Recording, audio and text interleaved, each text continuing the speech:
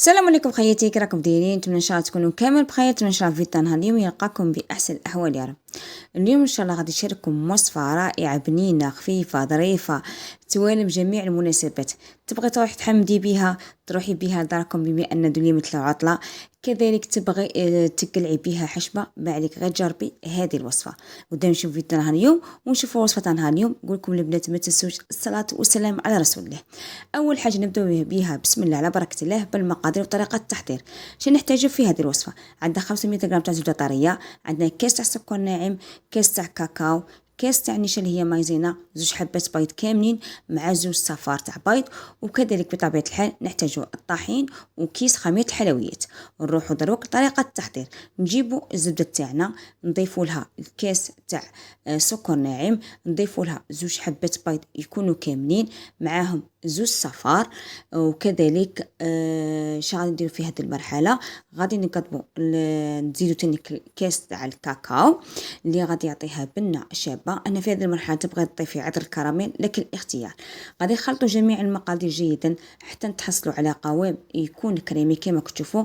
كل ما تخلطوا المقادير مليح كل ما تعطيكم نتيجه احسن واحسن. انا بعد ما خلطت المقادير جيدا ضفت لها كاس تاع نشا اللي هي المايزينا، وكذلك غادي نضيفوا لها حوالي كيس تاع خميره حلويات، ونضيفوا لها الفرينه ونلموا العجينه تاعنا حتى نتحصلوا على عجينه تكون طريه وما تكونش تلاصق في اليدين.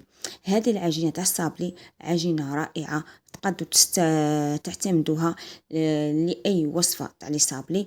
وكذلك هذه الحلوى تقدروا تحمدوا بها، تقلع لكم الحشمه وتحمر لكم الوجه، وتانيك جاي الديكور تاعها سامبل وخفيف وظريف ينفع جميع المناسبات. وهنايا لكن كنتي وصلتي حتى لهنايا نقول لك ما تنسيش هذاك الجيم ولي كومونتير باش تحفزوني اكثر واكثر. نقعد دائما نبارطاجي معكم انواع تاع حلويات اللي راهم جدد. هنا بعد ما تحصلت على العجينه، شوفوا العجينه تاعنا كي جات طريه. كيما نعرفوا العجينه فيها الكاكاو، ما لازمش علينا كثروا لها الفرينه باش تعطينا الطوع ونقدروا نخدموا بها. هنايا كيما نعرفوا الكاكاو يشرب على بها ما نكثروش الفرينه. هنا نروحوا نجيبوا الطابع تاعنا. انا نطبع الطابع تاع القلب وانت تخيري الطابع اللي يوالمك. نبدا نطبع في حبه تاع الصابلي. في نفس الوقت دايره الفرن تاعي سخون درجه حراره 180. دائما نقول لكم كل وحده وتعرف الفرن تاعها، كل وحده وتعرف درجه تاع الطياب تاع الفرن تاعها. ندخلوا لي صابلي تاعنا يطيبوا، ياخذنا تحميره خفيفه. كيما نعرفوا الصابلي توجو تاع الكاكاو شويه فراجي في الخدمه تاعه، سواء في العجينه لازم عليك ما تكثريلهاش الفرينه، وكي طيبيه تانيك ما تكثريلهاش الطياب باش ما يجيكش يابس.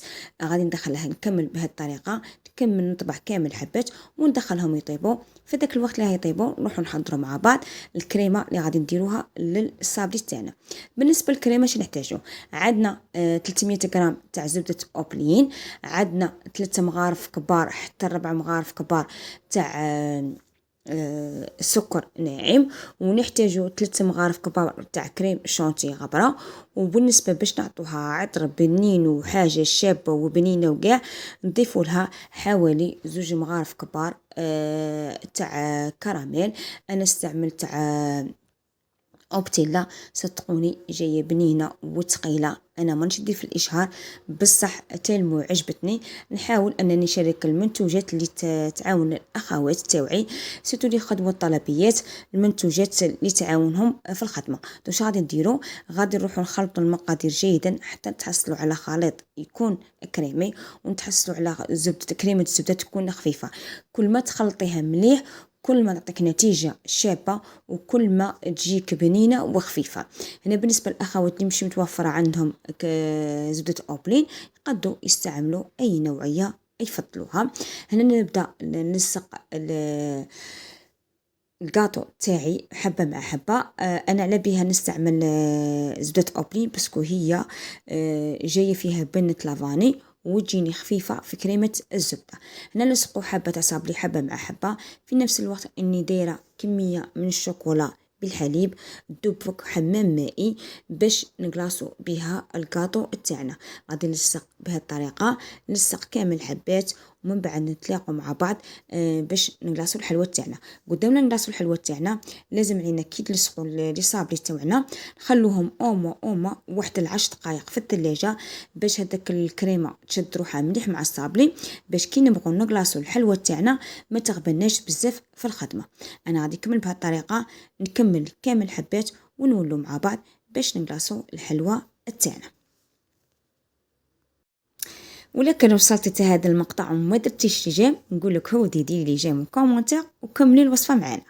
هنا جبت الشوكولا بالحليب اللي كنت ذوبتها فوق حمام مائي بدون اي اضافات. بعد ما ذبت لي ضفت لها حوالي 2 مغارف كبار تاع زيت. هنا في كل 500 غرام نضيفهم من 2 مغارف حتى 3 مغارف كبار تاع زيت، ونبدا نقلاصي في الحبات تاع الصابلي تاعي. هنايا اخوات كل وحده ودير الطريقه تاع الكلاصاج اللي تعاونها. انا تالمو نخدم الطلبيات هذه تجيني اسهل طريقه باش نقلاصي الكاطو تاعي، وانتيا ديري الطريقه اللي تساعدك. المهم الصابلي تاعنا لازم علينا نقلاصوه كامل بالشوكولا، شوكولا بالحليب اللي كنت ذوبتها قلت لكم بدون اي اضافات. بعد جبت لها شويه زيت. هنا بعد ما ذابت لي الشوكولا عفوا بعد ما قلاصيت كامل الحبات جبت هنايا لاباطا سيكر وجبت المول. هذا هو اللي خدمت به الديكور باش الاخوات يدوا فكره. ما بغيتش نخدم من الديكور قدامكم باش الفيديو تاعي ماشيش طويل. ونبدا نلصق الموتيف تاعكم لازم عليكم تلصقوا قدام لا تنشف لكم الشوكولا، ولازم عليكم كي تقلاصوا الكاطو بالشوكولا خلوه شويه يشد روحه ديك الشوكولا كي تبغي تنشف عاده لصقي الموتيف. انا غادي نكمل بهذه الطريقه كمل كامل حبات ونولوا مع بعض نشوفوا. وكان هذا هو الشكل النهائي تاع الحلوى تاعي. شوفوا التزيين اللي تحصلنا عليه. هنا البنات سمحوا لي ما قديش الكلاكون ما جاتني سواسوا، ما قديش نقسم لكم الحبه باش تشوفوا الشكل النهائي تاعها. نتمنى ان شاء الله فيديو تاع النهار يكون عجبكم. دونك ما عليا نقول لكم الى اللقاء.